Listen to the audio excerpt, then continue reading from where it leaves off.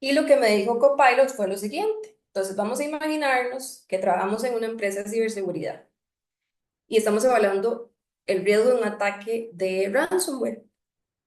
Entonces, para calcular ese riesgo, ocupamos conocer la probabilidad de que ocurra un ataque y el impacto. Entonces, ahorita vamos a hablar también de esos conceptos, pero a grandes rasgos eso es lo que necesitamos saber, la probabilidad y el impacto para poder calcular el riesgo. Por acá me dice que la probabilidad, después de analizar datos históricos y evaluar las vulnerabilidades, se determina que la probabilidad de un ataque es del 20%. Ok, bueno, digamos que no suena tan mal. Empezamos un 20%, no está mal. Pero ¿cuál es el impacto? El impacto sería $2 millones. Está fuerte, ¿verdad? $2 millones. Entonces, ¿cómo vamos a calcular el riesgo? El riesgo se calcula multiplicando probabilidad por impacto. No voy a entrar mucho en cuestiones matemáticas, no soy especialmente buena en matemáticas, y lo seguro aquí los que son ingenieros o ingenieras, cuando llevaron mate y cálculo, por ahí tal vez se acuerdan un poco de estas fórmulas. Pero sí quería como enseñarles que para poder hacer análisis de riesgo y para poder llegar a una conclusión de cómo se mide el riesgo, sí hay el riesgo se puede medir de una forma cuantitativa, no solamente cualitativa, no solamente que puedo pensar en escenarios catastróficos, sino también que hay una manera matemática que me dice si este es su porcentaje de riesgo. Y normalmente esto se utiliza mucho cuando se va a presentar informes a lo que es a lo que es como el board members o lo que es los miembros ejecutivos, porque a veces, no es siempre, pero los ejecutivos les interesa números, o sea, dígame cuánto voy a perder. No me diga cuál es la amenaza, sino dígame cuánto voy a perder en numeritos, en dólares. Y así lo que es el concepto del riesgo puede ser un poquito más, ¿verdad? El concepto puede ser un poquito más claro para ellos. Voy a regresar a donde estábamos antes. Entonces, bueno, eso es más o menos a grandes rasgos el tema, el concepto de riesgo. Ahora bien, lo que es apetito de riesgo. Apetito de riesgo dice que es la cantidad de exposición a impactos adversos potenciales que una empresa está dispuesta a aceptar para alcanzar sus objetivos. Es como decir, ¿qué tanto me quiero arriesgar? ¿Qué tanto estoy dispuesto a perder? También eso es básicamente el apetito de riesgo. ¿Qué tanto estoy dispuesto a perder en términos económicos o en términos financieros y también no financieros? Y como les decía anteriormente, por eso esto se liga mucho, ¿verdad? El apetito de riesgo se liga mucho con el concepto de riesgo, porque eso es algo que primero que nada ocupamos tener números para que tal vez el o para poder identificar de mejor manera el apetito de riesgo y para poder presentar el informe a la alta gerencia. Entonces, normalmente es la alta gerencia, de hecho, la que determina el apetito de riesgo. Nosotros como consultores o como analistas de riesgo, nuestro trabajo es como formar la historia, ¿verdad? Formar la historia y una vez que tengamos todos los hechos, que tengamos todo el análisis, decir, este es el informe, ahora sí, tome la decisión, alta gerencia, tome la decisión. Em, bueno, otra cosita importante acerca del apetito de riesgo es que em, lo correcto sería conocer el apetito de riesgo antes de tomar decisiones, ¿verdad? Porque si voy eh, reaccionando a la marcha, pues va a ser un poco, va a ser tal vez hasta inevitable que la empresa pueda incurrir en alguna pérdida, ¿verdad? Porque entonces estamos tomando decisiones así, sin mucho conocimiento, sin mucho contexto, sin saber exactamente cuáles son los porcentajes de pérdida. Entonces es un poquito difícil tomar decisiones acertadas. Por ejemplo, ¿para qué ocupamos, para qué se ocuparía saber el apetito de riesgo? Bueno, para hacer inversiones. Las empresas necesitan saber qué tanto estoy dispuesto a perder en el momento de tomar una decisión acerca de cierta inversión. Em, También, por ejemplo, para contratar nuevos empleados, para abrir una oficina nueva. O sea, ¿qué tanto estoy dispuesto a perder o qué podría perder con esta decisión? Y así, bueno, hay un montón de ejemplos, ¿verdad? Inclusive cambiar la estrategia de mercado, que tal vez no estoy contratando nada, no estoy adoptando nada nuevo, pero sí voy a cambiar la estrategia de mercado, voy a cambiar el logo de la empresa. ¿Qué tanto este cambio me puede afectar y cuál es mi apetito de riesgo al respecto, ¿verdad? Entonces, como tal vez pueden notar, este concepto de verdad es fundamental a la hora de poder hacer análisis de riesgo, porque si no sabemos el apetito, pues podemos o ser demasiado arriesgados o más bien muy reservados a la hora de tomar decisiones y ni una ni otra está completamente correcta, ¿verdad? Em, el apetito de riesgo también varía de acuerdo al mercado, ¿verdad?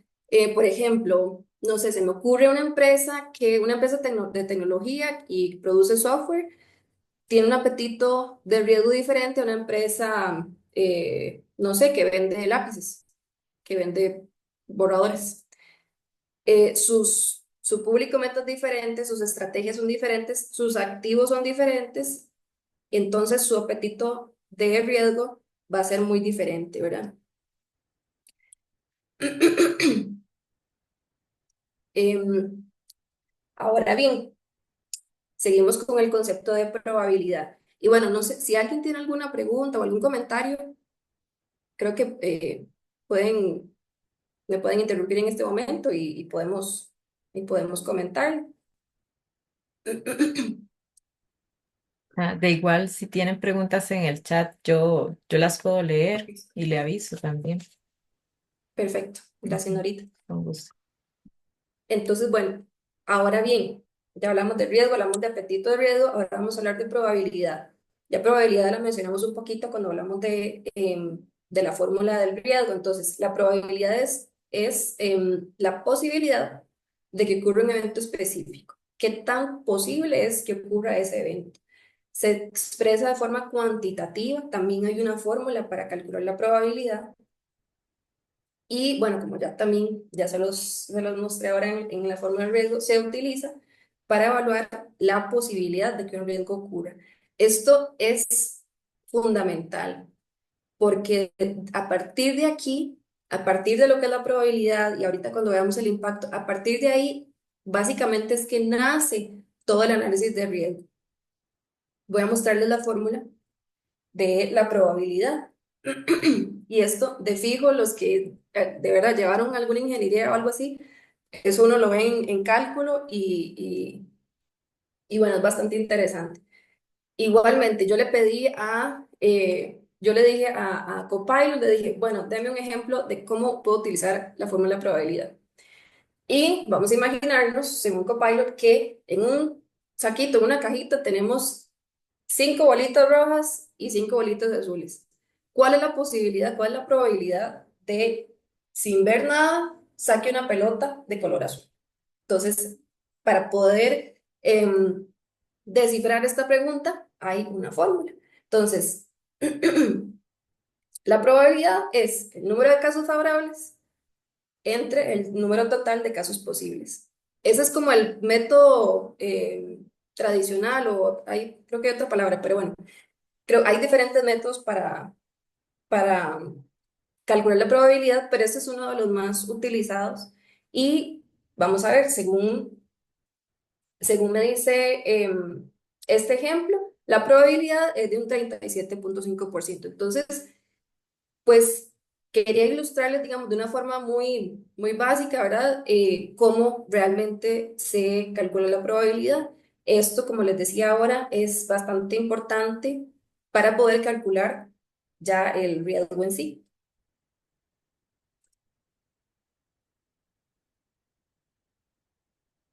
Vengo un minutito para tomar agua, nada más.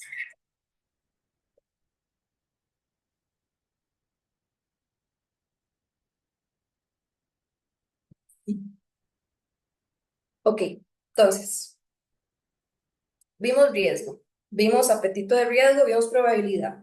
Ahora, ¿qué es el impacto?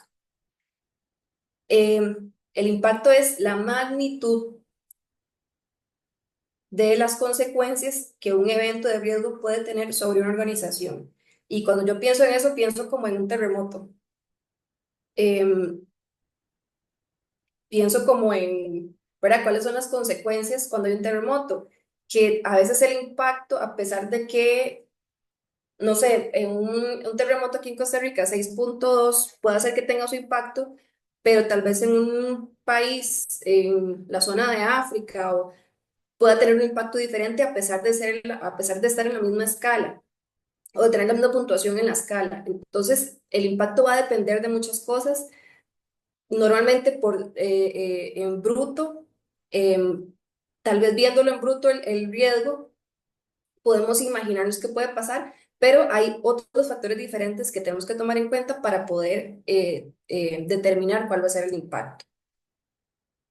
Em, También eso se mide de forma cuantitativa y también de forma cualitativa. Entonces, como vemos, también hay formas, también se puede representar por medio de números, pero también se puede representar por medio de consecuencias, por decirlo de alguna manera. No sé, satisfacción del cliente, por ejemplo, es una forma cualitativa de poder medir el impacto de algún riesgo.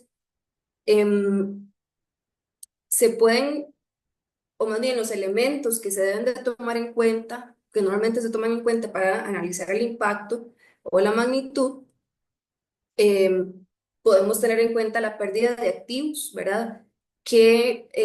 ¿Cuál va a ser el impacto de este riesgo con respecto a mis activos, con respecto a datos personales, a datos sensibles de la empresa? Con respecto a estructura física, a la reputación, que eso es algo. Creo que para una empresa grande es bastante fuerte el impacto que puede causar la pérdida de reputación. Eh, entonces, sí hay varios elementos, como les decía, cualitativos, cuantitativos, que se deben de tomar en cuenta a la hora de determinar cuál va a ser el impacto del riesgo en del que estoy haciendo el análisis.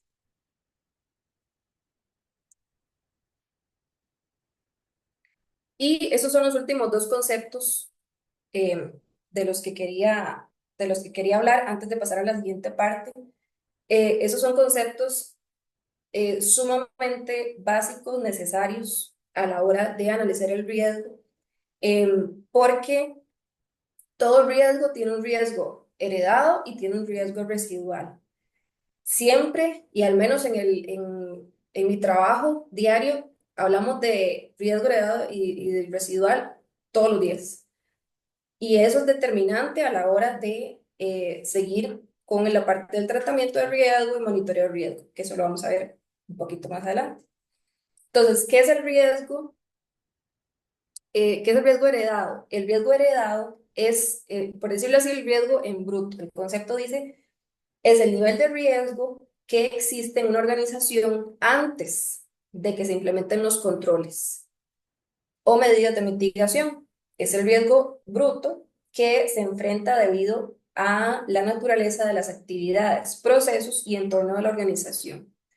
Entonces, es el riesgo así como me lo están dando. Ese es el riesgo heredado.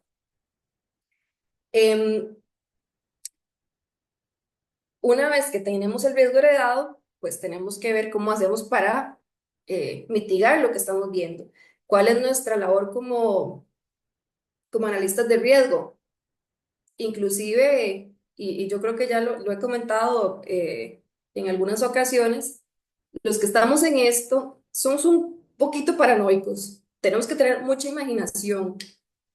Y esto, y realmente es algo, tenemos que tener mucha creatividad y es algo que hasta inclusive se menciona en los manuales que hablan al respecto. Este manual que les comentaba de CIRIS, que es una certificación de ISACA, comenta que el analista de riesgo, el gestor de riesgo, tiene que tener un poquito de imaginación, un poquito de creatividad para poder decir, mira, estoy viendo esta amenaza aquí, qué podría pasar? ¿Qué es lo peor que podría pasar? Entonces, una vez que tenemos el riesgo heredado, tenemos que empezar a usar esa creatividad, esa imaginación y también los elementos que tenemos como evidencia para poder formar una historia. Así siento yo que es como al menos de forma personal, es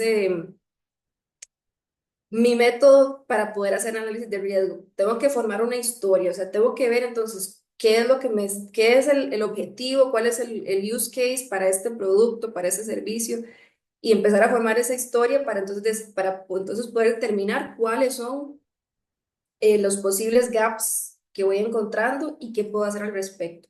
Entonces, como les decía, y lo recalco mucho porque esto es bastante importante, el riesgo heredado es esencial para poder iniciar el proceso de identificación y luego mitigación de riesgo. Em, por ejemplo, aquí tengo un ejemplo por aquí. Si yo como compañía manejo datos sensibles, manejo, ¿verdad? Manejo información muy confidencial. Entonces, necesito tener políticas, necesito tener controles al respecto. No puedo simplemente dejar que cualquiera accese ciertos archivos. Necesito determinar quiénes son las personas necesarias o a quienes necesitan tener acceso a estos archivos, ¿verdad? ¿Qué significa eso? Si yo no tengo controles, si yo no tengo políticas de acceso a mis datos sensibles, ahí el riesgo heredado va a ser bastante grande porque no tengo nada, por el momento, no tengo nada que me impida una brecha de datos.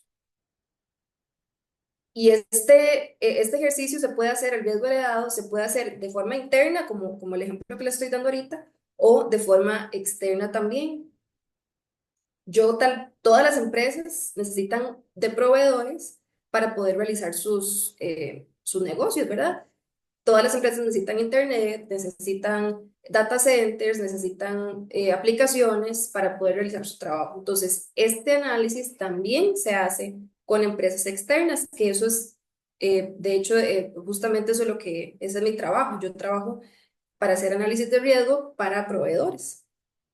Entonces, no solamente tengo que pensar en cuáles son los riesgos o cuál es mi riesgo heredado de forma interna, sino también el riesgo heredado que me va a traer una empresa al yo firmar un contrato, ¿verdad? O hacer negocios con alguna empresa. Si, por ejemplo, eh, algún proveedor de servicios me guarda mis datos o es el que me va a manejar sí, mis datos sensibles, mi documentación sensible de la empresa. Yo necesito saber cuáles son los controles que tiene esa empresa para tener yo tranquilidad de que, bueno, mi empresa, mis datos y mi información sensible está bien resguardada. ¿Por qué? Porque ya analicé la empresa, tiene buenas prácticas de seguridad, tiene políticas, tiene controles, eh, hay evidencia de que esos controles y esas políticas estén funcionando de la forma correcta. Entonces también el riesgo heredado, tal vez mi punto es que se puede hacer se puede identificar de forma interna o de forma externa. Ahora bien, el riesgo residual. Vamos a ver también cuál es el riesgo residual, porque a veces de primera entrada, cuando vemos un caso y decimos, uy, este riesgo heredado honestamente está crítico. ¿Por qué? Porque, como les decía, ¿verdad? Esta empresa va a tocar bastantes datos sensibles de mi empresa y bueno, pero bueno, no nos quedamos ahí, ¿verdad? Lo bueno del análisis de riesgo es que podemos entonces mitigarlo. Porque si no, imagínense, si no, nadie haría negocios con otras empresas, por ejemplo. Si no hay un cierto nivel de confianza en la otra empresa o inclusive en mis mismos empleados, pues no se podrían hacer negocios tal vez de la mejor forma. Entonces, por eso también es importante hacer todo este análisis. El riesgo residual entonces, es el nivel de riesgo que permanece después de que se han implementado medidas de control para mitigar los peligros en una organización. Entonces, como lo mencionaba ahora, hace un ratito, em, el riesgo siempre va a estar. Puede hacer que mi riesgo sea muy elevado, puede ser que mi riesgo sea bastante bajo, pero hay un cierto porcentaje de riesgo que siempre va a permanecer. Entonces, ¿qué es nuestro trabajo también? Que el riesgo residual sea lo más bajo posible, que tal vez, sí, de primera entrada, cuando yo estoy montando la historia y estoy viendo todos los elementos, digo, sí, el riesgo es bastante grande, pero pude hacer A, B, C pasos, pude implementar A, B, C controles y al final mi riesgo residual en realidad fue bajo. Ese es esa es la idea de hacer todo este proceso de análisis de riesgo, que en realidad el riesgo al final sea bajo. O normalmente, o a veces, el riesgo residual no va a ser bajo. A veces va a permanecer alto, va a permanecer medium.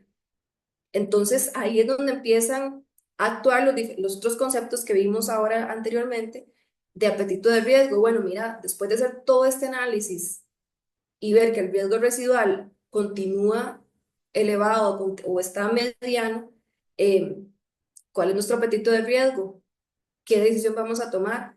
Y ahora vamos a ver en un ratito qué es lo que puedo hacer con respecto al riesgo, ¿verdad? ¿Cuáles son las acciones que yo puedo tomar con respecto al riesgo? Voy a tomar agua un momentito.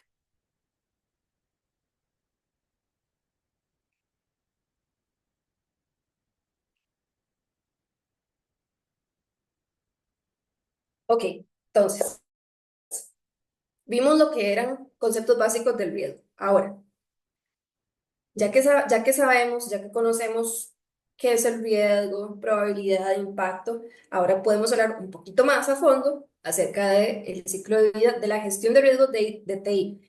Y lo especifico porque, como les decía al inicio, em, la gestión de riesgos se puede trabajar de manera diferente y el ciclo cambia dependiendo de qué es lo que yo esté gestionando. Entonces, nada más para hacer la salvedad, ¿verdad? Que ahorita estamos hablando del ciclo de vida de la gestión de riesgos en TI. Si ustedes buscan en Google o así, van a ver que el ciclo de vida puede ser diferente dependiendo de cuál sea la gestión que yo esté realizando. Entonces, esto es según el manual de C-RISC de ISACA. Y esto justamente toda esta presentación me ayudó mucho a estudiar porque estoy estudiando para sacar esa certificación, entonces fue así como win-win poder, ¿verdad?, preparar este material. Según el manual, hay cuatro etapas en en el ciclo de vida de la gestión de riesgos de TI. Entonces, primero que nada, se tiene que identificar el riesgo, ¿verdad? Ese va a ser el primer paso. ¿Qué se va a hacer después? Se va a evaluar ese riesgo. Luego de tener la evaluación de los riesgos, entonces el siguiente paso sería la mitigación y qué voy a hacer con respecto a ese riesgo. Y por último, no nos quedamos ahí. No es como, bueno, ya sé cuál es el riesgo y aquí está mitigado, chao. No, tenemos que también presentar informes ahí donde viene la parte de documentación y también de monitoreo, porque el riesgo puede cambiar, entonces es algo constante, por eso es una acción cíclica, ¿verdad? Todo esto de la gestión es algo cíclico, el mismo riesgo puede ser diferente en 6 meses, en un año, entonces es algo que constantemente se tiene que estar realizando. Hay una acción que se debe realizar, que es el monitoreo constante o continuous monitoring, ¿verdad? Para siempre estar verificando que no haya nada que haya cambiado tal vez en el use case de tal producto o que la empresa en sí no haya tenido algunos cambios internos. Entonces es muy necesario la parte de monitoreo. A veces creo que es una parte que se tiene como si hay tiempo o tal vez no se tiene tan importante y yo personalmente siento que es bastante importante la parte de monitoreo porque no solamente, o sea, de nada me sirve identificar el riesgo y mitigarlo en su momento si luego me voy a olvidar de él, ¿verdad? Entonces está todo en realidad, todas los pasos o todas las áreas de lo que es el ciclo de la gestión, realmente todas son muy importantes.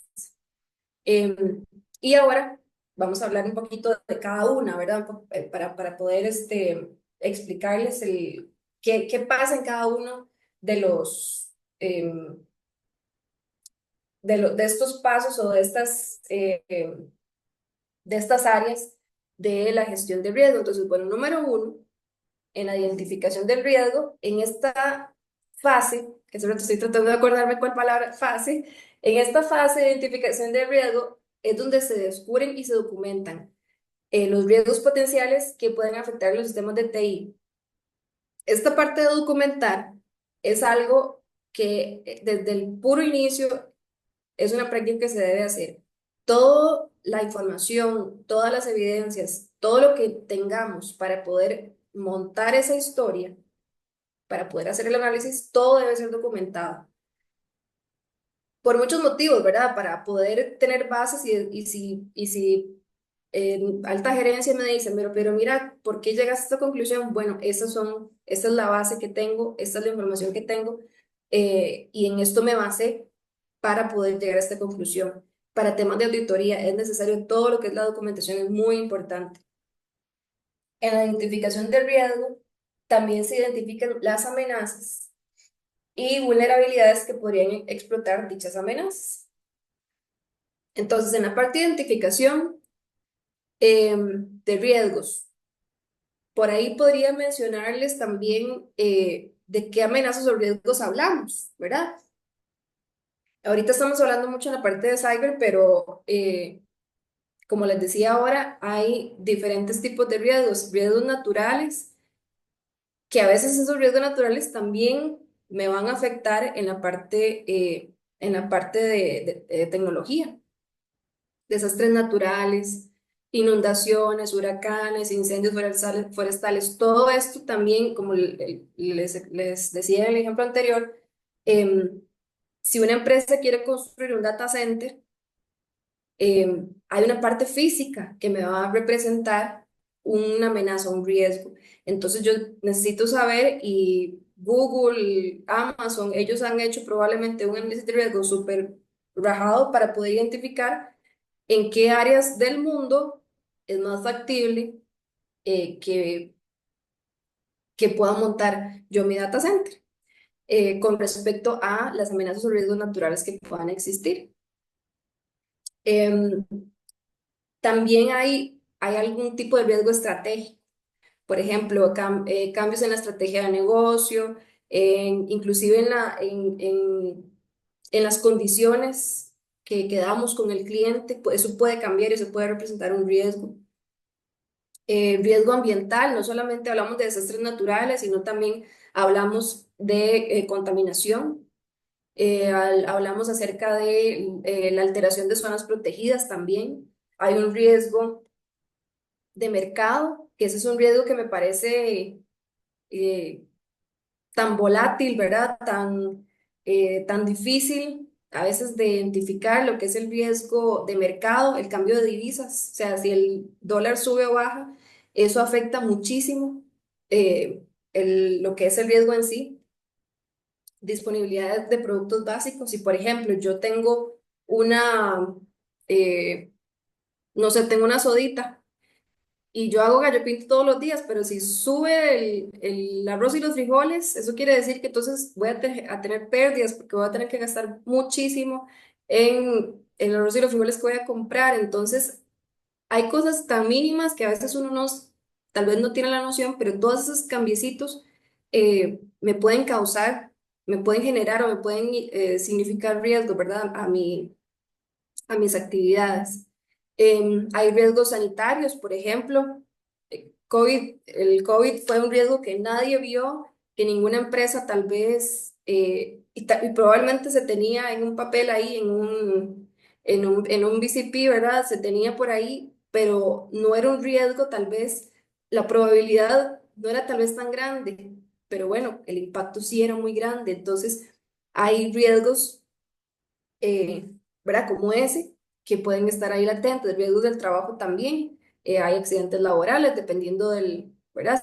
Si tengo, no sé, tengo una empresa Construcción, bueno, hay riesgos todavía a la hora de riesgos laborales más tangibles que tal vez, o inclusive que los que trabajamos ¿verdad? Sentados en un escritorio, hay riesgos también del trabajo, ¿verdad? Físicos a la hora de estar en el momento de estar sentados todo un día, hay riesgos de que la persona se estrese, de que la persona tal vez se enferme más, y esos son también tipos de riesgos. Entonces, en la parte de identificación de riesgos, así en resumen, se tienen que identificar todas esas amenazas, obviamente dependiendo de qué es el análisis o qué es lo que estoy trabajando en ese momento.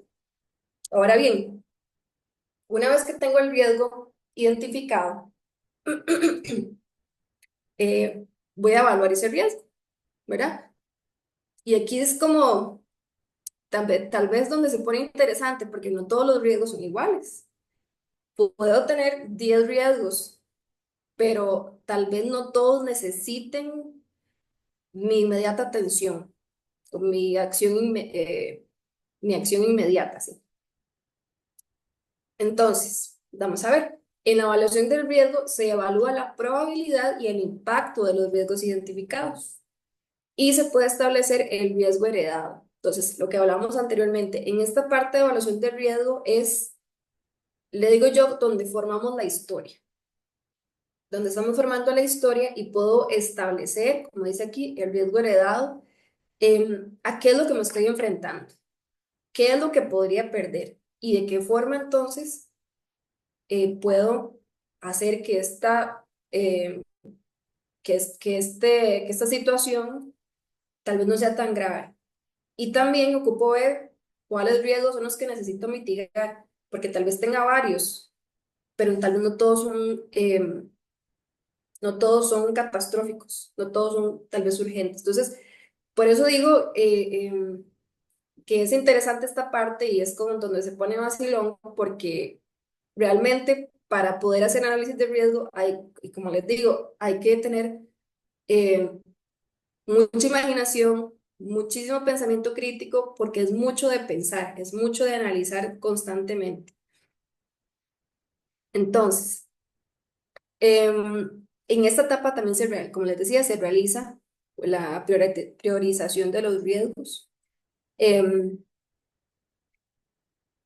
Se debe documentar también cada cosa que estoy identificando, en todas las fases del ciclo de gestión, en todas se debe documentar qué es lo que estoy encontrando, ¿verdad? Y no solamente documentarla, sino tengo que tener claridad a la hora de exponer qué son los riesgos que estoy identificando y, y cuál es mi evaluación. Es importante sí, identificar una cultura de riesgo. Y bueno, ¿qué es una cultura de riesgo? Tal vez aquí, no, y tal vez no, te fijo aquí todos, sin tal vez darnos cuenta, tenemos nuestro apetito de riesgo para ciertas cosas. ¿Y qué es lo que nos influencia en ese apetito de riesgo? Bueno, nuestra crianza, nuestro entorno, nuestra personalidad, y tal vez lo que para mí eh, no sea la mayor cosa, tal vez para Norita sí, y diga, no, Lau, yo eso, de fijo no. Eh, Así, les cuento rápido, ella no le tiene miedo a nada, ella dice que ella quiere tirarse paracaídas, ella se tiraría de bungee, y claro, el apetito de riesgo de ella es nulo, ¿verdad? Yo como mamá, y como tal vez, como les digo, ¿verdad? Y no me ayuda mi personalidad ansiosa, yo me imagino todo lo malo que puede pasar y yo no, definitivamente no, eso es algo que yo no haría. Entonces, aquí en este grupo de personas que estamos, pasa lo mismo, o sea, si yo les pongo un ejemplo, personas que tal vez sí asumen el riesgo, personas que dicen no. Entonces, ¿qué es lo importante de establecer una cultura de riesgo en una empresa? Que todos tengamos el mismo nivel de apetito de riesgo, que todos digamos, bueno, la empresa establece que los activos, el salvaguardar los activos de la empresa es de suma importancia. Entonces, todos, no solamente área de TI, no solamente el área de ciberseguridad, sino que todos los empleados deben tener esa conciencia del buen uso de mi laptop, ¿verdad? ¿Por qué? Porque entonces hay una cultura de riesgo en la que todos por igual, IT, no IT, HR, todos por igual entendemos cuál es la cultura de riesgo que hay en la empresa y trabajamos para mejorar y para apoyar esa cultura de riesgo. Entonces, esa parte es bastante importante porque normalmente todo lo que tenga que ver con ciberseguridad o con los activos, ¿verdad? Como el uso de la laptop, el buen uso del internet, qué son los archivos que comparto. eh, Normalmente eso como que las personas que no están tal vez tan relacionadas con los departamentos de TI o de cyber, pues no le toman mucha importancia y realmente es importante establecer esa cultura para que todos podamos aportar y tener un ambiente más seguro, ¿verdad? Eso es bastante importante recalcarlo, la cultura de riesgo de la empresa. Em, Ahora bien, después de evaluar el riesgo, vamos con la parte de mitigación, porque no nos podemos quedar en, bueno, ya sé cuál es el riesgo, ya sé cuál va a ser la amenaza.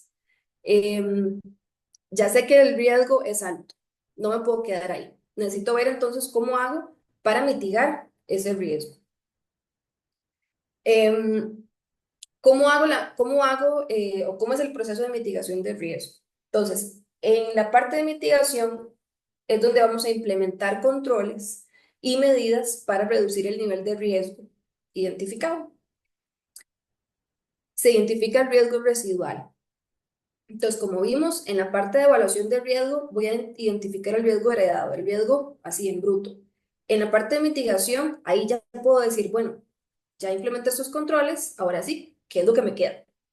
¿Qué es el porcentaje de riesgo que me queda?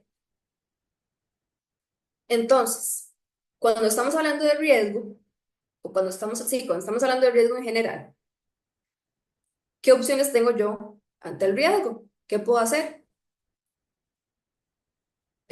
Tal vez no todos los riesgos los puedo mitigar, hay riesgos que tengo que aceptar. Entonces, hay diferentes decisiones que puedo tomar con respecto al riesgo. Por ejemplo, puedo evitarlo completamente. Puedo decir, no, esto es demasiado arriesgado, mi riesgo de residual todavía está bastante elevado, yo no me lo voy a jugar y esto lo voy a evitar completamente. Entonces, eso es una empresa que dice, no, después de hacer el análisis, de evaluar, veo que este proveedor honestamente no tiene sus controles de seguridad bien establecidos y representa un riesgo muy, muy grande. No, chao, me voy con otro proveedor o veo o cambio la estrategia, pero voy a evitar completamente este riesgo porque el riesgo de realizar negocios con este proveedor va a ser más grande el impacto que lo que yo voy a ganar. Entonces, lo evito completamente. ¿Qué otra cosa puedo hacer con respecto al riesgo? Puedo mitigarlo, que normalmente es como la opción que más se utiliza, ¿verdad? Porque las empresas no pueden estar evitando el riesgo en cada cosa que ven. Hay que, hay que seguir haciendo negocio, ¿verdad? Entonces, puedo mitigar el riesgo. ¿Cómo vamos a mitigar el riesgo? Como lo tengo acá en la presentación, implementando controles y medidas que van a minimizar cualquier impacto que podamos determinar. ¿Qué otra cosa puedo hacer yo con el riesgo? Lo puedo transferir.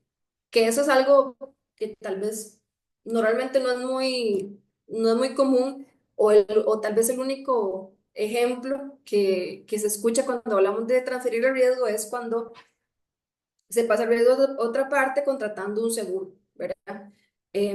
O subcontratando también ciertas actividades. Entonces, esto mejor no lo hago in-house, este tipo de actividad no lo hago in-house porque es muy riesgoso, voy a transferir ese riesgo y voy a subcontratar y que lo haga otra entidad. Entonces, eso también es una opción a la hora de tomar decisiones con respecto a un riesgo.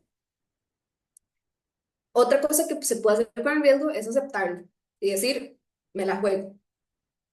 Em, Se toma el riesgo así como está, sin ninguna, tal vez sin ninguna medida de acción para mitigarlo, que suena así como demasiado scary, simplemente tomar el riesgo así y decir, me la juego, bueno, se vale, también se vale aceptar el riesgo. Em, y bueno, si lo pensamos un poquito más, pues tal vez tiene lógica. Hay ciertos riesgos que tal vez es más la ganancia que me va a traer que lo que voy a perder si algo malo pasara. Entonces, pienso que con respecto al riesgo, como les decía, por eso es importante establecer el apetito de riesgo, tener una cultura de riesgo y a partir de ahí que la empresa, que la alta gerencia pueda determinar qué voy a hacer con el riesgo, ¿verdad? Todo esto que les menciono es también importante recalcar que yo como persona que gestiona riesgo, no es mi deber tomar la decisión de decir, acepto ese riesgo, no, elimíneme ese riesgo, lo voy a evitar. No es mi responsabilidad, eso es responsabilidad de alta gerencia. Por eso nosotros como profesionales de riesgo, nuestra labor es hacer todo este análisis, toda esta evaluación, montar toda la historia y los escenarios posibles y decirle a alta gerencia, aquí está mi trabajo investigativo, tome la decisión, ¿verdad? Entonces, en realidad nuestro trabajo es ahorrarles a alta gerencia y a los directivos todo esta pensadera y todo este análisis al respecto. Por último, se realiza un monitoreo. Entonces, en este monitoreo, ¿qué pasa? Se verifican que las medidas de mitigación, o sea, tengo que no solamente quedarme en los controles que voy a implementar, sino tengo que también verificar que esté funcionando. Entonces, se verifica que las medidas de mitigación implementadas sean efectivas, se verifica que el nivel de riesgo permanezca dentro de los límites aceptables. Norita, ¿tenés la mano levantada? ¿Querías decir algo? Sí, es que tengo una pregunta en el chat de Gerardo. Dice, hola, muy buena la charla. Una pregunta, cuando realizan el análisis de riesgo, ¿usualmente lo hacen por cada departamento interno de una organización o lo hacen más modo general tomando la organización o la empresa como un todo? Bueno, creo que esto, no, en realidad es muy buena pregunta. Todo depende de muchas cosas. Depende del tamaño de la organización, depende del tipo de análisis que se haga, ¿verdad? Hay diferentes departamentos que se pueden encargar de riesgos diferentes. Em, Hay departamentos, por ejemplo, auditoría interna, que se encarga de analizar riesgos o evaluar riesgos a nivel interno. Como les comentaba ahora, en el área en la que yo trabajo para análisis de riesgo para proveedores, entonces mi área es completamente externa. Entonces yo pienso que eso sí de fijo está muy seccionado porque imagínense lo que es para un solo equipo hacer el análisis de riesgo de todo, del departamento de recursos humanos, de los proveedores, de los data centers. Es muchísimo el trabajo como para hacerlo, para que esté tan centralizado. Entonces, sí, según ¿verdad? Mi experiencia y lo que he visto, es algo que está dividido y está seccionado, ¿verdad? Como les digo, dependiendo del tamaño de la empresa, si es una empresa muy grande, inclusive en la empresa donde yo trabajo, Moody's, el análisis de riesgo para proveedores está inclusive hasta hay subdivisiones al respecto. Entonces, hay un equipo que ve todo lo que sea on-premises, cuál es el riesgo, pero cuando está hosted on-premise, cuál es el riesgo de cuando está hosted on cloud. Entonces, si ven, creo que dependiendo del tipo de empresa, del tamaño de la empresa y también pues de su forma de su cultura, ¿verdad? Pero sí, muy, muy buena pregunta. Muchas gracias. ¿No había otra más o podemos seguir ahorita? No, por el momento solo es. Gracias. Ok, gracias. Espero que haber contestado la pregunta y si no, ahí me vuelve a preguntar, no pasa nada. Sí, dice Entonces Gerardo que decía, gracias. excelente. En el Entonces, con respecto a la parte del monitoreo, les decía, ¿verdad? Que se verifican las medidas de mitigación y se verifica que el nivel de riesgo permanezca dentro de los límites. Esta es una parte que de verdad recalco, es sumamente importante porque de nada me sirve identificar, evaluar y en todo en papelito decir, aquí está el riesgo. Si no hay un monitoreo, si no hay un control y si nadie está viendo que los controles o las implementaciones se estén haciendo, es como si no hubiéramos hecho nada. Si al final de cuentas la resolución de un riesgo no se implementó de forma correcta, es como si no hubiéramos hecho nada y qué triste. Qué triste es que no haya un monitoreo, qué triste es ver, porque como ven, el proceso es bastante amplio, es como inclusive cansón mentalmente, hay que estar pensando mucho, hay que estar investigando mucho, leyendo mucho, y que al final no haya un monitoreo y que nadie verifique que el riesgo se mantiene igual, que las medidas que se implementaron bien, es como, qué triste. Entonces, esta es una parte bastante importante que a veces se suele dejar como de lado o dejar como, bueno, sí, ahí luego lo verificamos, ahí luego lo revisamos. ¿Y qué es el challenge que personalmente veo yo en esta etapa? Que cuando se identifica el riesgo, cuando en el momento de evaluarlo y de mitigarlo, no, o sea, yo como gestor de riesgo no es que trabajo sola en lo que es el monitoreo del riesgo, en mejorar este riesgo que identifiqué. Hay muchísimas partes, muchos stakeholders que también están involucrados y que a veces es el challenge que la gente está demasiado ocupada para hacer, tomar ownership de un riesgo. Entonces, a veces como consultores de riesgo hacemos todo ese trabajo y decimos, ok, bueno, ahora ¿quién se va a encargar de esto? ¿Quién va a implementar este control?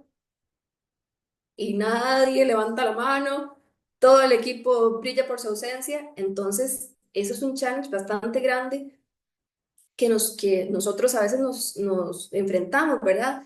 Que las personas interesadas realmente se comprometan con el proceso, porque el proceso no es en realidad enteramente del gestor, de la persona que está gestionando el riesgo, que está identificando el riesgo. Yo necesito, si por ejemplo el equipo de TI o de recursos humanos quiere implementar una solución de software y vienen todos softwareones a decir, sí, yo quiero instalar esta aplicación y la vamos a utilizar para esto y esto porque nos va a traer estos beneficios, excelente. Como analiza el riesgo, hacemos el análisis y cuando identificamos el riesgo y decimos, bueno, sí, todo bien, pero tienen que hacer esta implementación de este control para que el riesgo entonces no sea tan alto porque si no hay consecuencias, si no hay un impacto. A ellos tal vez lo que sí les interesa es ya, déme de una vez, instáleme esta aplicación, este software, déme el acceso porque lo necesito. Entonces es importante también como personas que trabajamos en esta área tener esa conciencia y ese compromiso de decir, bueno, yo quiero implementar esta solución, pero también tengo que comprometerme a hacer ciertos cambios o ciertas implementaciones para que entonces lo que yo esté haciendo lo haga de forma segura. Em, Esta parte a veces es un poquito challenging, ¿verdad? Que todos los stakeholders estén comprometidos y a veces a uno, como gestor de riesgo, lo dejan a uno tirado en el proceso y bueno, no debería ser así, ¿verdad? En esta parte de monitoreo también se realizan, ¿verdad? Todo lo que es la documentación es muy importante, se realizan informes sobre el estado de los riesgos, de la efectividad de los controles y realmente lo que dijimos al inicio, la mitigación, o más bien el paso anterior, en la parte de mitigación, si sí realmente funcionó o si también tenemos que modificar algo. Entonces, toda esta parte es bastante importante. Y aquí nada más le voy a agregar en la parte de monitoreo otro pasito más que es monitoreo constante o al menos en el equipo donde yo trabajo le decimos continuous monitoring. Entonces, ¿qué significa esto? Que esto no se hace solamente para los productos nuevos, las soluciones nuevas, sino que, por ejemplo, si yo tengo un proveedor que me da servicios, que el contrato va a ser de 3 años, 6 años, 10 años, que haya un monitoreo constante porque las cosas pueden cambiar. Entonces, tal vez lo que para en este momento, 2025, no representaba un riesgo, para 2026 identificamos algo más. ¿Por qué? Porque tal vez la solución le agregó un componente de inteligencia artificial. Eso es algo diferente, eso es un factor diferente, entonces yo necesito hacer el monitoreo y e iniciar otra vez con el proceso de identificación para entonces ver este cambio, este factor, qué me representa con respecto al riesgo y así sucesivamente. Entonces, eso es algo constante, eso es algo nuevamente cíclico que en realidad no termina solamente bueno, que ya la solución lo que sea que estemos analizando, tal vez ya no se utilice más. Había otra pregunta, Norita. Sí, Melissa Álvarez, pregunta, ¿los informes se presentarían según cómo el riesgo esté cambiando? Según como el... Según, los informes se presentarían según cómo el riesgo esté cambiando.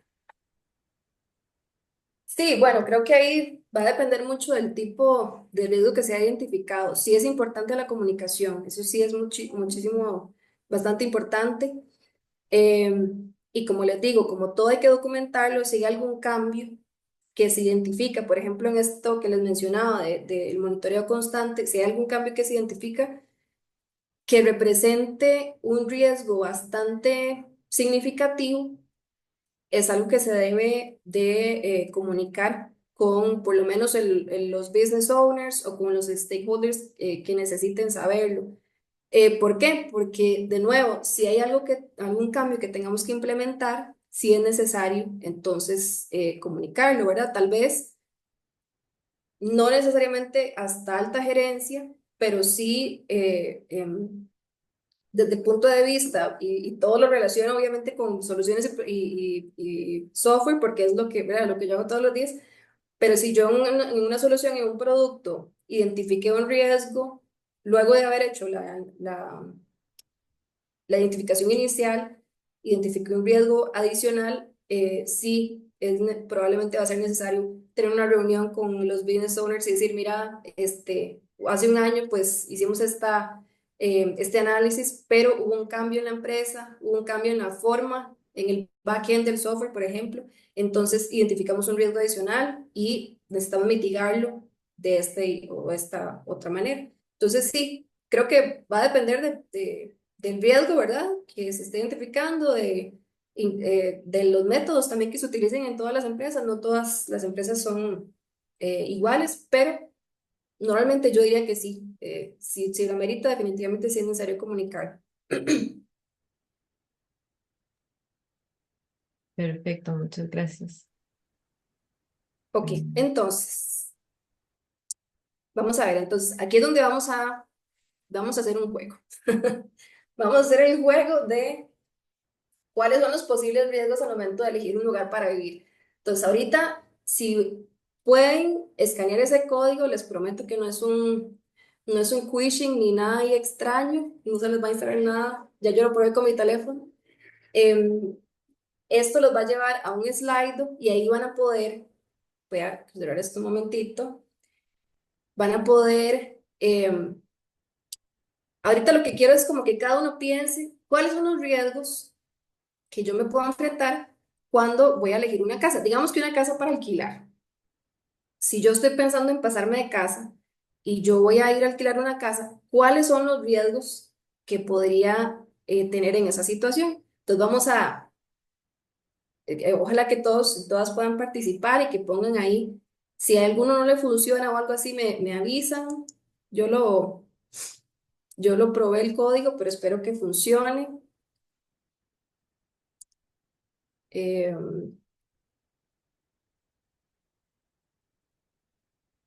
ya voy a pasarme de pantalla.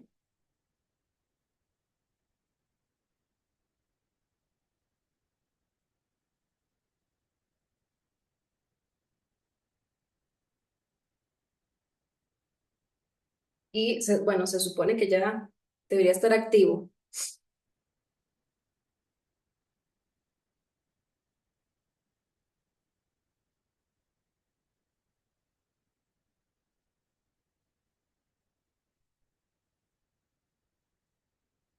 Voy a ver si unos momentitos ahí para que se pongan creativos. Son a veces cosas que uno no piensa solamente tal vez en el momento y Tomé este ejemplo porque recientemente me tuve que pasar de casa. No lo tenía planeado, no era algo que siquiera quería hacer, estaba cómoda en la otra casa donde estaba, pero por diferentes circunstancias me tuve que pasar de casa. Entonces, mi cerebro de analista de riesgo eh, empezó ahí a pensar. Entonces, se pueden imaginar, yo buscando casa, todos los apartamentos que vi, bueno, todo un tema. Pasarse de casa es lo más agotador, honestamente. Lo más Sí. agotador que hay. Buscar casa alquiler es lo más cansado. Demasiado agotador. Yo me pasé en diciembre y se lo juro que todavía tengo ahí un cansancio residual, digamos. Sí. Y ordenar y después, como poner todo para la mudanza y después ordenar todo en la nueva casa Es también. terrible. Yo tengo todavía un cuarto ahí que ya se convirtió en cuarto de chunches, que no quiero que se quede como cuarto de chunches, pero desde diciembre no he tenido chance Sí. de sacar cosas de cajas.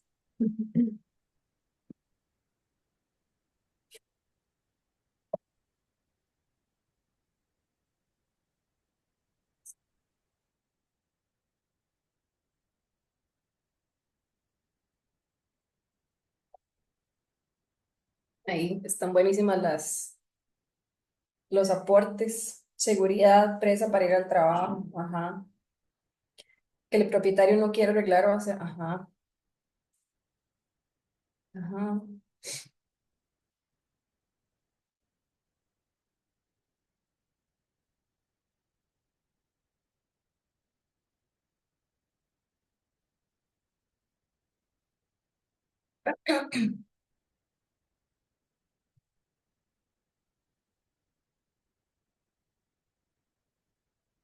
Zonas con ruido, contaminación.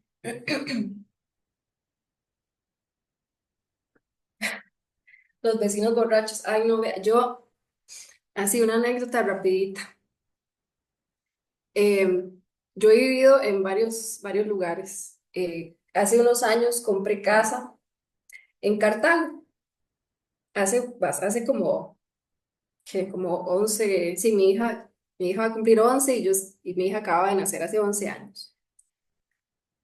Y bueno, yo dije, yo necesito, ahora que tengo una hija, ahora sí me siento adulta completamente y yo necesito tener casa.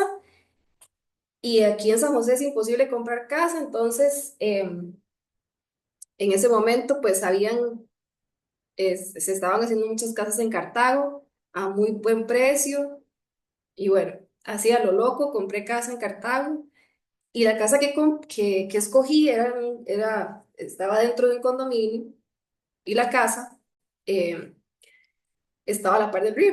De en medio del condominio pasaba un río. Y yo dije, bueno, no es que la casa estaba justo en el río, ¿verdad? Habían varios metros de terreno entre mi casa y entre el río. Y yo dije, bueno, aquí en Cartago, pues sí, llueve mucho. eh, sí, no, me dijeron que no había, como que el río era protegido, entonces no, por el tema de contaminación, pues no. Y las inundaciones, yo dije, bueno, son varios metros, no creo que si se inunda ese río, no me va a llegar el agua a mi casa. Y de verdad, en los 5 años que viví, nunca se me inundó la casa, pero como la casa estaba, ¿verdad?, cerquita del río, entonces el zacate que crecía en mi patio era zacate de orilla del río. ¿Han visto como esos, que el zacate crece como 8 metros a 8 metros de altura y crece súper grueso? Entonces, la cantidad de plata que yo gasté para que me llegaran a chapear como cada 3 semanas, porque el zacate me crecía así. La cantidad de plata que gasté en que me le echaran veneno para quitar la mala hierba y esa hierba que era gruesísima del río, que no se moría, porque ahí en Cartago todo es bello y verde y lindo, entonces nada se muere. Entonces fue un riesgo que, digo, honestamente, no, mi desconocimiento en agricultura no me dio para medir, mira, Laura, estás comprando casa a la par prácticamente a la par de un río, o sea, tal vez no se te inunde la casa, pero Y fue algo que, bueno, y ya aprendí, ya asumí el riesgo y ya, ni modo. Pero son cosas, digamos, que cada vez que uno toma decisiones, se enfrenta, ¿verdad? A diferentes tipos de riesgo y luego, bueno, tienen las consecuencias. En el caso, digamos, este que les pongo, de la desinformación, de verdad, de agricultura y todo, completamente, porque no pensé, yo dije, no, no, se chapea y ya, pero la cantidad de veces que había que chapear, porque esa zacate era una cosa mágica que uno chapeaba y al día siguiente ya estaba, ya me llegaba por la rodilla, era algo increíble. Ok, entonces, bueno, creo que ahí ya comentaron bastante.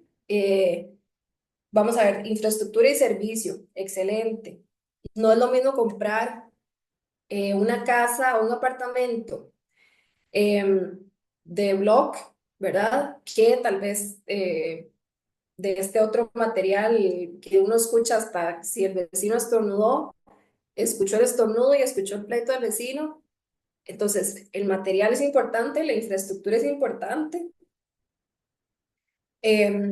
doxear tu dirección a internet, accesibilidad de transporte, claro, y en eso que les comentaba, bueno, en ese tiempo yo vivía en Dulce Nombre de Cartago y trabajaba en Heredia y yo tenía que ir todos los días a Heredia, entonces yo dije, ay, no importa, me pegó la manejada. La cantidad de gasolina, obviamente, fue altísima. Yo me levantaba a las 4 de la mañana, mi hija estaba recién nacida, la dejaba comidita y me iba a trabajar para llegar a las 5 de la mañana. Entonces, en realidad mi salud mental fue bastante afectada, digamos, durante ese proceso. Pérdida de objetos personales durante la mudanza, eso de fijo a uno se le pierde algo, de fijo. El clima, conflictos vecinales. Yo he tenido vecinos en otro lugar donde viví también. He tenido vecinos que ponen música desde las 10 de la mañana en el parlante, en la acera, eh, desde las 10 de la mañana hasta la 1 de la mañana. Es una cosa terrible y eso realmente afecta la paz y salud mental. Entonces, o sea, si es un riesgo, eso a mí me enferma, literalmente me enferma. Entonces también es un riesgo. Em, el clima, conflictos vecinales, ajá, problemas con los servicios como agua y luz, que esa, creo que ahorita, y más que nada el problema del agua, ¿verdad? Que hay muchos barrios, muchas regiones donde el agua se va, entonces eso es un riesgo bastante grande.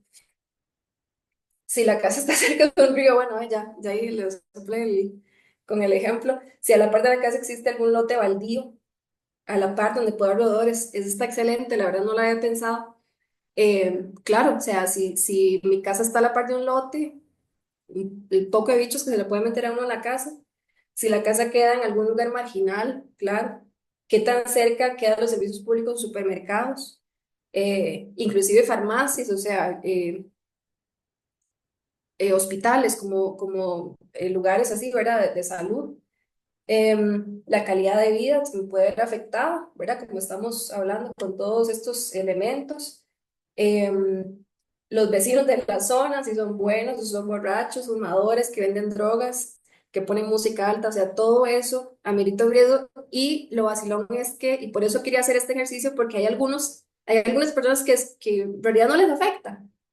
Si tienen vecinos ruidosos, todo bien. Entonces, por eso quería hacer este ejercicio porque creo que esto amarra todos los conceptos que hemos visto de apetito de riesgo, cultura de riesgo, identificación de riesgo, si hay paradas de buses cerca, si es una zona de alta delincuencia, claro, o sea, si es propensa a terremotos e inundaciones, que bueno, aquí en Costa Rica creo que en todo lado, pero eh, ahí entra mucho en cuenta. Entonces, bueno, ya sabemos que en Costa Rica tiembla. ¿Cuál es el material del apartamento, de la casa en la que voy a vivir, que voy a construir, que voy a comprar? ¿Verdad? Eso también, entonces entra en juego eso, entra en juego otros factores. Cercanía a fábricas que sean malas para mi calidad de vida, ajá. Zonas con ruido, contaminación, eso terrible. Mis papás vive en una zona en San José. Yo soy de San José Centro, entonces por eso les cuento estos ejemplos así de barrios del sur. Los que viven en barrios del sur se pueden identificar conmigo, eh, donde hay vecinos así, como les digo, ¿verdad? Que ponen el parlante afuera en la calle, donde parece que no tienen patio. Y mis papás viven, el patio de ellos atrás pega con una fábrica.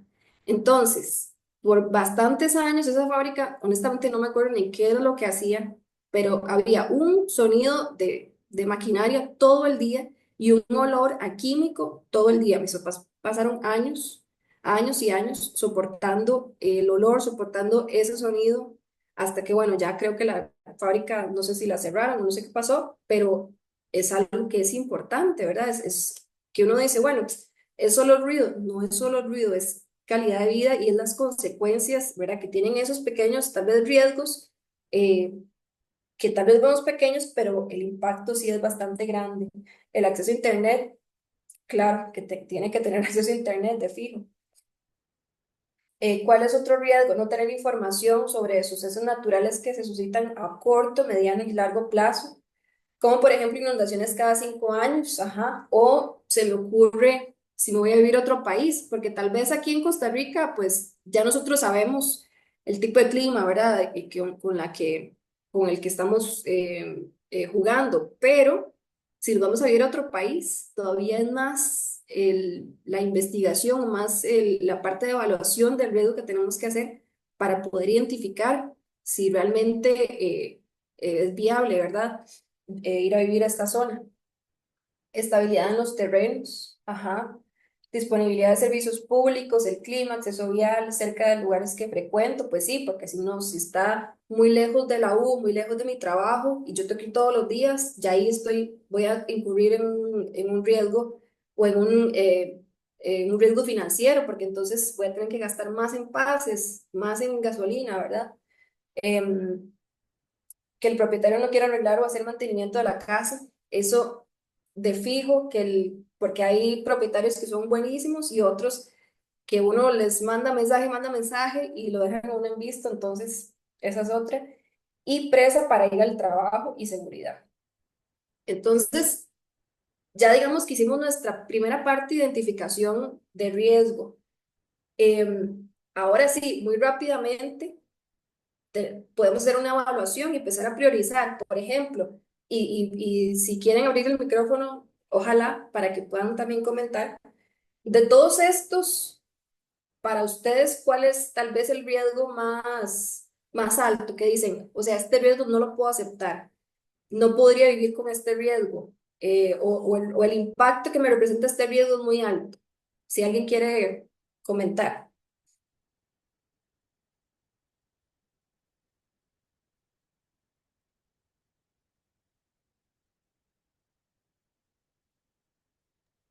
Pero a mí en mi caso, yo puse ese, el riesgo de que los dueños del apartamento no quieran arreglar o darle un mantenimiento, y más cuando uno ya lleva como más de un año alquilando el lugar y uno dice, ay, mire, Ujú, si ocupa un poquito de mantenimiento y no les gusta o no sé, eso sí, yo ujú, dije, ay, no, nunca más. Sí, me pasó una vez y yo dije, ay, no, que es muy incómodo porque tampoco uno quiere hacer algo porque después lo dañan y es peor para uno, exacto. entonces, ajá. Sí, bueno, sí, definitivamente es algo, ¿verdad? Que es difícil estar en esa situación. Bueno, les digo yo, en el caso mío, digamos, de todo esto, yo puedo pegarme las manejadas. Eh, Ahí tengo conflicto entre que me falte el agua y la luz y tener vecinos ruidosos. Esos dos para mí están como un poquito en el top. Lo de la delincuencia y todo eso también, pero tener vecinos ruidosos, para mí personalmente, o estar en una zona ruidosa, no lo logro. Eh, ¿Cómo podría yo mitigar ese riesgo? Bueno, vaya a la oficina todos los días a trabajar y así se evita escuchar a los vecinos ruidosos todo el día, se va de bien temprano y llega en la noche a dormir. Yo digo, bueno, eh, la compro así, bueno, me la puedo jugar. Eh, con respecto al agua y la luz, que me falta el agua y la luz, de no, si me falta la luz, yo no me baño con agua fría. No me baño con agua fría, mentira. Que me falte el agua, tampoco. Tengo una chiquita que va a la escuela todos los días, yo tengo que ir a, ¿verdad? Necesito agua. Entonces, ¿cómo podría mitigar eso? Bueno, busco tal vez la zona sea una zona donde se vaya el agua mucho, pero si tal vez no sé, el apartamento tiene tanque de agua, por ahí ya mitigué ese riesgo. No sé si alguien más quiere ahí comentar Sí, su riesgo top. en el chat pusieron unos riesgos. Ajá, Ajá, dice Fernando Rico que los dueños del departamento no les gusten las mascotas, por ejemplo. sí. De hecho, sí. Y ahora, como les decía, en diciembre que me pasé de casa, eh, me costó bastante encontrar un lugar que cumpliera, digamos, con mis requisitos, porque en muchos lugares no aceptan mascotas. Y lo más es como tal vez un gato, y yo lo que tengo es un perro medianito, o sin niños. De una vez es niños, sin niños ni mascotas. Mascotas. Entonces, Ujú. ajá, entonces fue difícil, ¿verdad? Conseguir un lugar así. Pero bueno, entonces, bueno, gracias por ahí participar y aportar. Eh, el objetivo de esto es ilustrar que, ilustrar que en realidad en la vida cotidiana hacemos esto. En la evaluación de riesgo la hacemos todo el tiempo para diferentes cosas. El ejemplo este lo puse porque, bueno, creo que es como lo más, como lo que está más cercano a mi corazón, a mi realidad. Y creo que todos en algún momento en la vida nos hemos pasado de casa, entonces podemos identificarnos, pero la gestión de riesgo y la evaluación de riesgo es algo que hacemos constantemente. Cuando elegimos una carrera, cuando elegimos universidad, nuestro cerebro instintivamente empieza a ver todas esas aristas, todos los elementos que tengo que tomar en cuenta para tomar la decisión. Y bueno, si hablamos de otras decisiones más, de ser papás, de casarse, o sea, la evaluación de riesgo es completamente diferente, ¿verdad? Pero eso es lo que quería ir a ilustrar, el proceso de análisis, de identificación y evaluación de riesgo, y también, sin darnos cuenta, cuando ya hemos evaluado el riesgo y lo hemos identificado, hacemos también un proceso de mitigación y también de monitoreo, ¿verdad? Cuando ya tal vez nos pasamos a la casa y ya al estar el día a día ahí, hay un constante monitoreo de riesgos que tal vez no vimos cuando fuimos a ver el apartamento el día de la visita, ¿verdad? Hay un monitoreo de otros riesgos que van saliendo conforme conforme estoy viviendo en ese lugar ya en el día a día. Em, entonces, vamos a ver, ya ahorita vamos a terminar. Lo último, ya me quedan dos slides más. Voy a quitar esto de acá. Voy a leerte los demás riesgos como para que los... bueno, Melissa Álvarez también dijo que no sea un lugar seguro y la disponibilidad del internet. Alan Ortega dice que vecinos ruidosos también. Y Georgana, por último, dijo que la estabilidad de la estructura y desastres naturales. Por lo general, he vivido en apartamentos y sería un riesgo para mi integridad física. Claro, claro, 100% de acuerdo con todo eso. Eh, el acceso a internet, sí, ya no solamente hay que pensar en que tener agua, luz, sino que tener internet, porque ahora muchos o trabajamos en la casa o estudiamos de forma virtual, o sea, es necesario hasta para el ocio. Cuando aquí mi hija está en vacaciones y se va el internet, es una cosa seria. Y aquí si hay alguien que tiene hijos o tiene hijas, es como entretener a este chiquito si no hay internet. Entonces, o sea, uno se ríe, pero es verdad.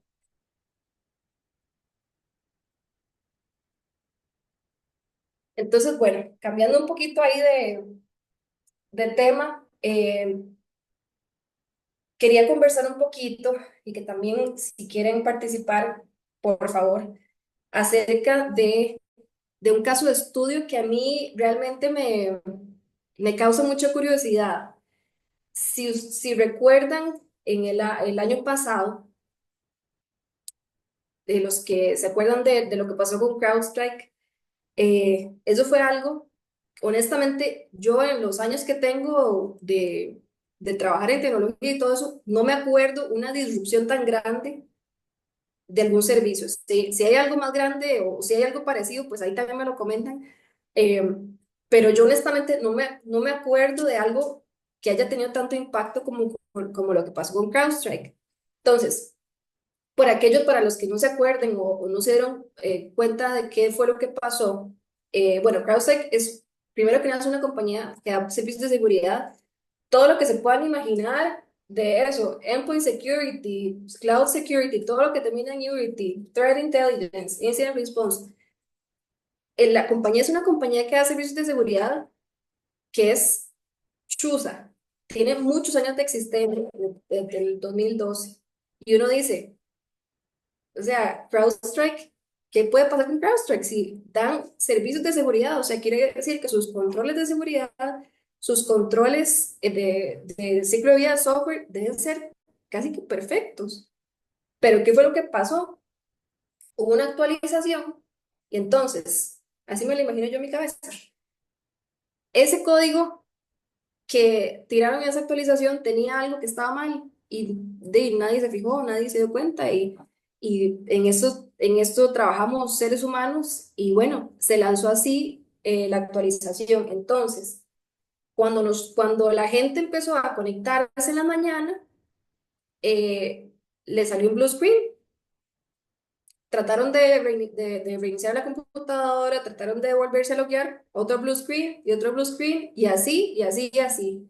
Entonces, a nivel global, o la mayoría de máquinas Windows que fueron afectadas por ese servicio simplemente murieron. Yo, de hecho, mi compu, ese día me acuerdo que yo le dije a mis compañeros, miren qué raro, mi compu, no sé, tuvo un blue screen rarísimo. Y al rato fue que nos dimos cuenta de lo que había pasado. Eh, entonces, ¿qué fue la afectación de CrowdStrike? ¿Cuál fue el impacto? Impactó, y por eso puse esa foto del aeropuerto, porque a mí creo que eso es lo que más recuerdo de la gente que estaba en el aeropuerto, ¿verdad? Si ustedes vieron noticias, la gente que estaba en el aeropuerto, vuelta loca, histérica de estar ahí con las maletas, con los chiquitos y esperando, y ese tumulto, porque simplemente se colapsó todo, las aerolíneas. Hospitales, servicios de transporte, servicios de emergencia. Me parece que aquí en Costa Rica todo lo que fue el 911 y ciertas entidades del gobierno paralizadas completamente. Eh, y bueno, CrowdStrike hizo lo mejor que pudo en cuestión de comunicación y en temas de, bueno, se detectó el error y tome aquí está el fix, instala este fix y ya. Sin embargo, el impacto y la afectación que tuvo esto fue grandísimo en términos económicos y esto no fue un security breach, esto no fue que hackearon a CrowdStrike, o sea, no hubo ningún ente maligno que haya provocado esto, fue, ¿verdad? Pues algo que pasó en esto que le estaba comentando eh, del evento, ¿verdad? De ese parte del código. Que cuando pasó esto, ¿qué fue lo que yo pensé? Yo dije, wow, primero que nada, ¿cómo hay empresas que dependen tanto de otras empresas? Que eso es algo que creo que las empresas, más que nada las empresas grandes, tuvieron que haber, probablemente tuvieron sus reuniones y sus discusiones y decir, ¿cómo nosotros pudimos depender tanto, ¿verdad? De una empresa. Em, y también que entonces las empresas, pues al parecer no estaban tan preparadas para un evento así, ¿verdad?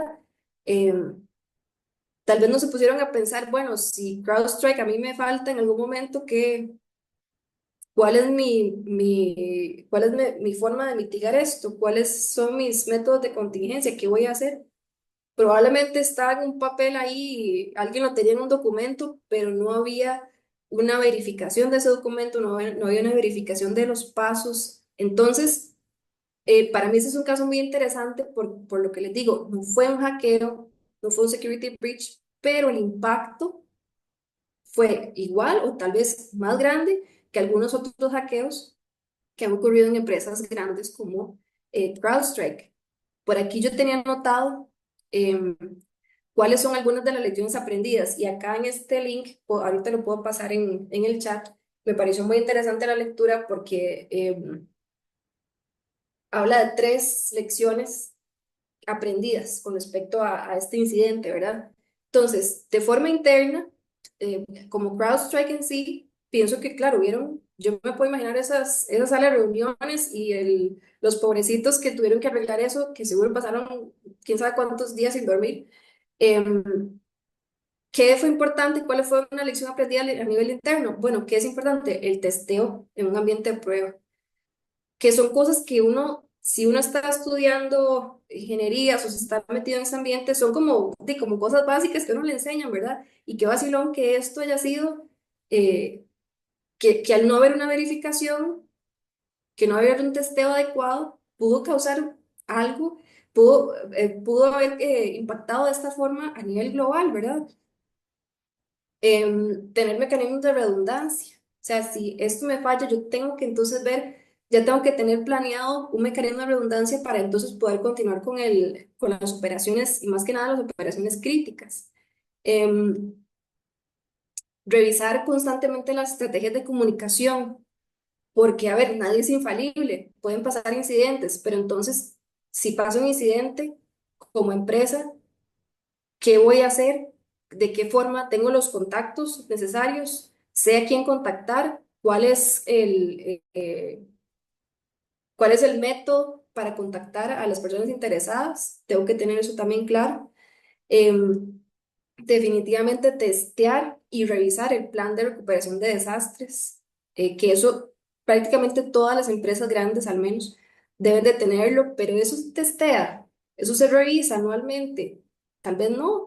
Entonces, tal vez pueda parecer solo un documento, pero cuando llega el momento del desastre, cuando llega el momento en el que el riesgo o que la amenaza fue explotada, ahí es donde empieza todo el mundo, ¿verdad? A volverse loco. Em, Ahora bien, eso puedan ser las lecciones aprendidas desde lo interno. Desde la parte externa, yo como usuario, digamos, yo como compañía usuaria en este caso CrowdStrike, en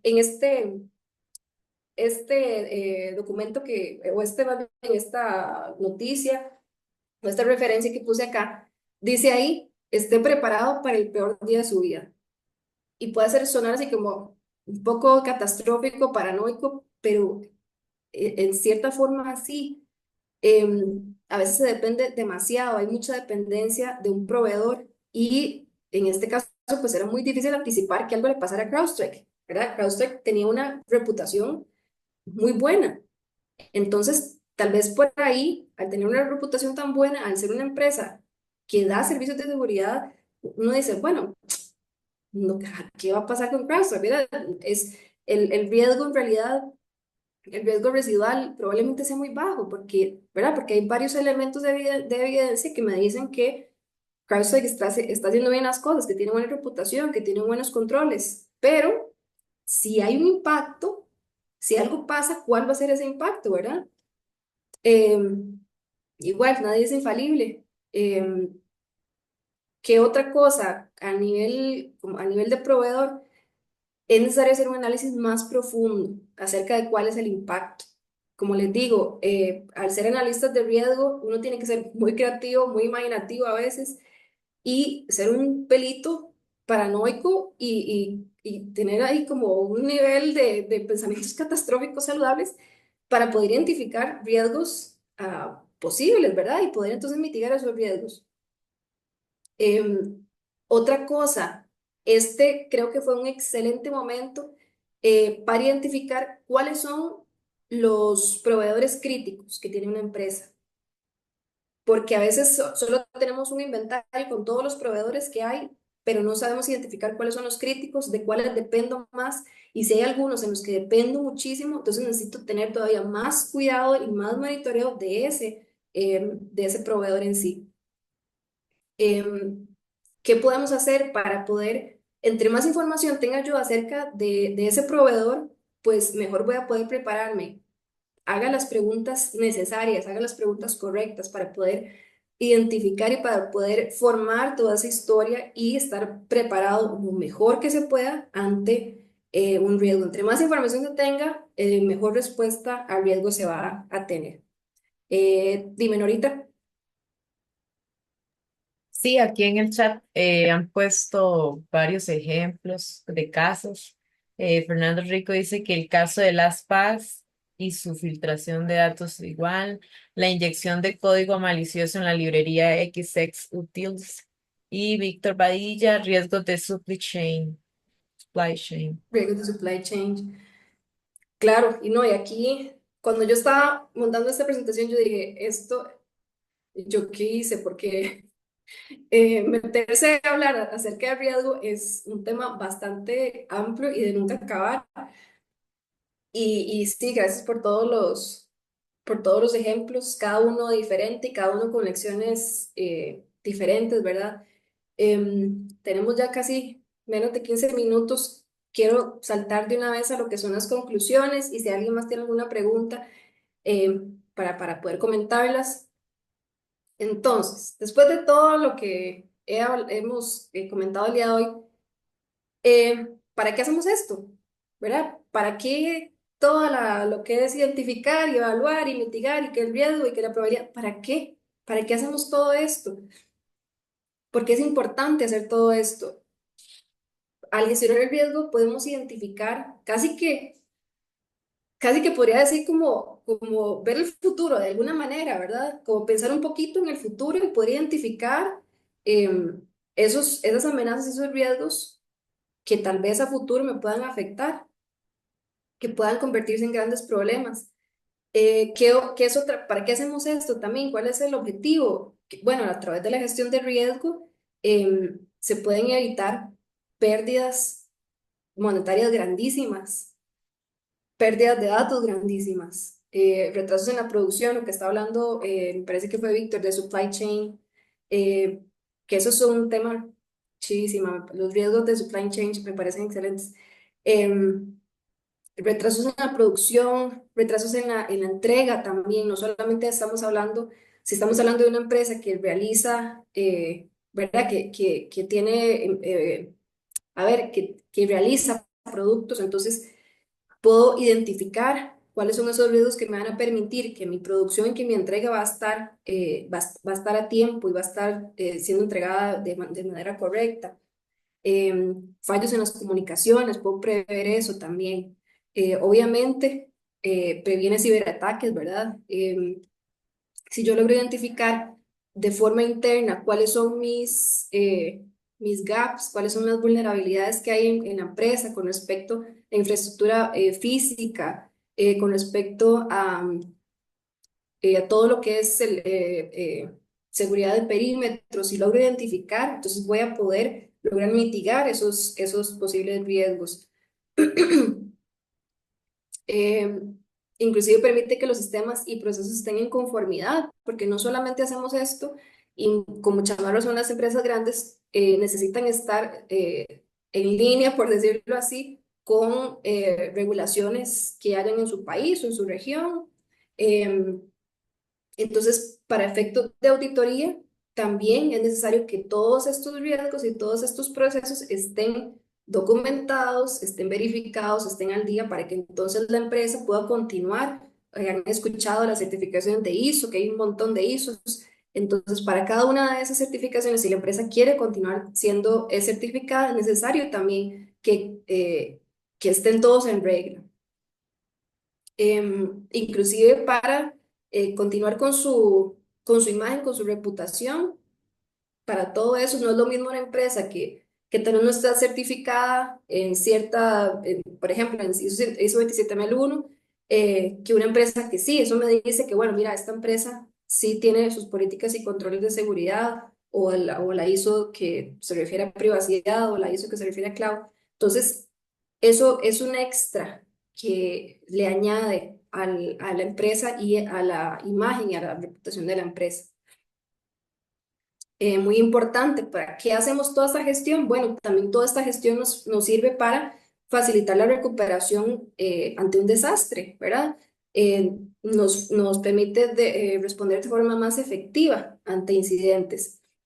El profesional de riesgo realmente aporta mucho y aquí es donde yo quiero también resaltar un poco el valor del trabajo en lo que es el análisis, perdón, el valor de las personas que hacen análisis de riesgo. Una persona que hace análisis de riesgo tiene que tener integridad porque se maneja mucha información confidencial, mucha información sensible, no solo de dentro de la empresa, sino de entidades, de proveedores, de third parties. Entonces hay mucha integridad que se debe tener, mucha objetividad también, por eso es importante establecer la cultura de riesgo, porque entonces yo tal vez personalmente puedo identificar o puedo tratar este riesgo de cierta forma, pero me tengo que alinear a la cultura de riesgo que hay en la empresa. Eh, una persona que se encargue de hacer gestión de riesgo tiene que tener su grado de profesionalismo, confidencialidad. Como les digo, hay mucho dato sensible que pasa por las manos de uno, entonces hay que tener mucho sentido de confidencialidad, ¿verdad? Mucha colaboración. Este es un trabajo que se hace completamente en equipo. No hay nadie que pueda hacer esto solo. Hay muchas partes que están involucradas, no solamente la parte que hace el análisis, sino desde la alta gerencia, desde la gente que aprueba los presupuestos, desde los que son los que implementan los controles. Entonces, hay muchas partes que están involucradas, los dueños del riesgo. Entonces, es necesario de verdad trabajar mucho en colaboración, mucho trabajo en equipo, ser muy proactivos. Esto es un trabajo en el que es necesario estar leyendo mucho, estudiando mucho, empapándose mucho siempre del tema, más que nada en ciberseguridad. En ciberseguridad siempre hay amenazas nuevas, siempre hay vulnerabilidades nuevas, entonces sí es necesario estar con esa proactividad y estar siempre empapándonos de los temas y de las posibles amenazas que existan, ¿verdad? Entonces ahora sí, 7 minutos, abro para si hay algún comentario, ahorita veo que tienen la manita, entonces si hay comentarios, preguntas, para que ahora podemos utilizar estos minutos para eso.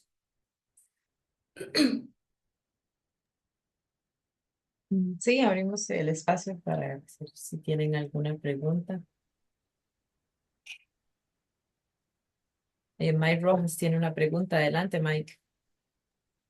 Sí, más que todo es como un comentario de de lo que nos explicaba Laura con respecto a la parte de CrowdStrike, que qué difícil hacer la decisión de la toma de riesgo en ese caso, porque al final nosotros queremos tener las últimas firmas y las últimas actualizaciones de parte de una empresa de seguridad, ¿verdad? Para poder proteger nuestra empresa, pero ya ahí yo tengo que analizar el riesgo de que alguna actualización venga con algún daño o con algo que me pueda causar un problema. Recuerdo que en otras han habido, tal vez en lo que yo he trabajado, he visto dos o tres casos también, uno con otra empresa de seguridad también, que los clientes por defecto tienen actualizaciones automáticas, ¿verdad? Y una actualización automática que venía con un daño de una firma, pues causó que todo el tráfico de Internet se cayera. No, la operación interna no, ¿verdad? Todo el tráfico internamente funcionaba, pero hacia afuera no había conectividad. Entonces, qué interesante esta parte de riesgo en el momento, como decía Laura, ¿verdad? Y nos explicaba hasta qué punto estoy yo dispuesto a aceptar el riesgo, ¿no? Sí, sí, buenísimo el comentario y por eso creo que lo que más resalto de eso, porque como decís vos, Mike, no, qué difícil haber previsto esa situación. Creo que ahí lo importante es qué tanto la empresa está dependiendo de este proveedor, ¿verdad? Creo que ahí es como la parte que personalmente me resalta más, porque normalmente sí, como decís vos, queremos tener, las empresas quieren tener lo último, lo mejor, todo obviamente parcheado, todo obviamente actualizado, pero esta situación creo que nos puso a pensar en, uy, qué tanto yo dependo de Microsoft, por ejemplo. Casi todas las empresas, universidades utilizan algún servicio de Microsoft. ¿Y qué pasa si algo pasa con Microsoft y este servicio de pronto no me va a funcionar? ¿Estoy preparado para eso? Creo que lo interesante de este evento fue que surgieron otras preguntas que tal vez eh, las personas que trabajan en Business Continuity Plans y todo eso, tal vez no se hicieron o no, ¿verdad? Tal vez no se hicieron con respecto a CrowdStrike, por ejemplo, pero sí, de acuerdo con Mike completamente.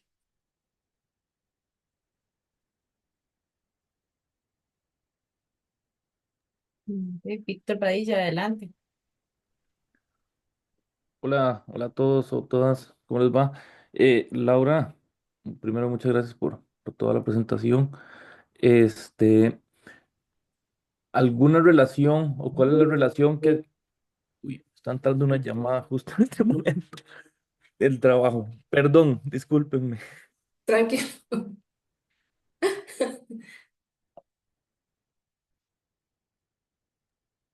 Cosas que pasan.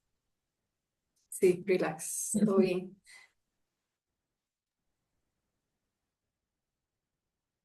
Bueno, no sé si hay alguien más que tenía otra pregunta, tal vez para mientras Víctor está contestando ahí la llamada. Pregunta, comentario, o sea. Hola, buenos días. Yo no tengo ninguna pregunta, pero sí quiero agradecerles por estas actividades que están realizando. Yo estoy apenas intentando introducirme en esta área. Sí, trabajé con riesgo, pero desde otro ámbito, como lo es en la vulnerabilidad social de comunidades. Entonces, pero creo que hay algunos términos que que se pueden o que se asocian, perdón, pero sí me gusta mucho y aprendo mucho. Muchas gracias. Ay, muchas gracias, Patricia. Y qué interesante también eh, ver el riesgo desde el punto de vista de ese que estás mencionando, ¿verdad? Que pienso que sí, tendrá sus bases de los conceptos que estamos viendo, pero el approach, el análisis probablemente vaya a ser completamente diferente. Entonces, muchas Sí, gracias, Patricia. definitivamente. Gracias a ti.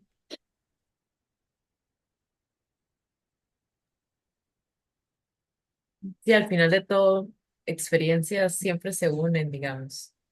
Todo lo que uno aprende nunca es pérdida en esta vida, siempre hay alguna conexión o con esa experiencia se conecta a otra cosa. Sí. Sí, Bueno, y definitivamente. sí, no sé si Víctor quiere hacer la pregunta, bueno, no sé si ya está disponible, pero en el chat puso que es más que todo la relación de análisis de riesgo con regulaciones que tengan que cumplir las empresas. Ujú. Sí, por ejemplo, hay regulaciones o hay auditorías. Normalmente que se hacen en Estados Unidos, sí, prácticamente en Estados Unidos, hay una auditoría que se llama SOC 2, bueno, hay SOC 1, SOC 2, SOC 3, entonces es un poquito diferente a las certificaciones ISO, porque la ISO es como decir, bueno, la ISO me dice que esta empresa sí tiene los controles, tiene políticas de seguridad, privacidad, todo. Pero la auditoría me dice si esos controles están funcionando. Entonces, dentro de la auditoría, dependiendo de los parámetros que el auditor esté verificando, si se revisa, se evalúa que haya un análisis de riesgo. O sea, es un rubro, digamos, que el auditor tiene que verificar que haya análisis de riesgo, que haya un programa de análisis de riesgo y un programa de análisis de riesgo para terceros también. Entonces, de hecho, digamos, hay empresas que si quieren pasar la auditoría, eso es algo que sí o sí tienen que hacer para poder continuar siendo certificados o que la auditoría salga, en este caso, sea favorable, ¿verdad? Entonces sí, sí está lo que es la gestión de riesgo en muchas empresas, normalmente las empresas grandes, sí está relacionado con la legislación a la que se estén apegando, ¿verdad?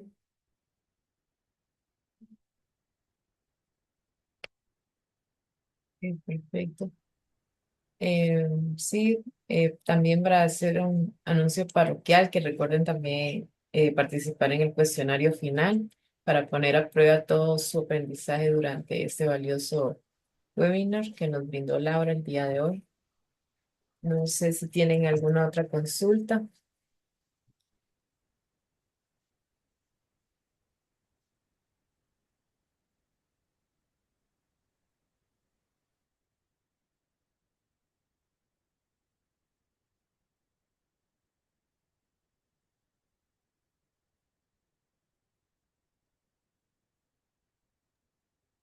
Bueno, si no, vamos concluyendo hasta aquí el webinar. De verdad que muchísimas gracias, Laura, por compartirnos todo lo que usted ha adquirido durante todos estos años. Tener mujeres como usted en estos proyectos nos inspiran demasiado y nos impulsan a seguir con nuestro camino en la ciberseguridad. Y de verdad que de parte de Hackers le agradecemos mucho de su tiempo y dedicación para estar aquí.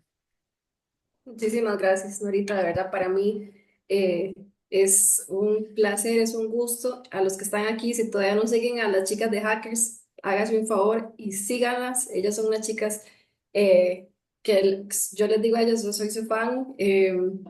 Son unas chicas súper inteligentes, brave, así, con una confianza extrema. Entonces, de verdad, muchísimas gracias por este espacio, gracias a los y las que participaron y bueno, espero que haya sido una sesión de provecho y que hayan aprendido algo. Muchísimas gracias.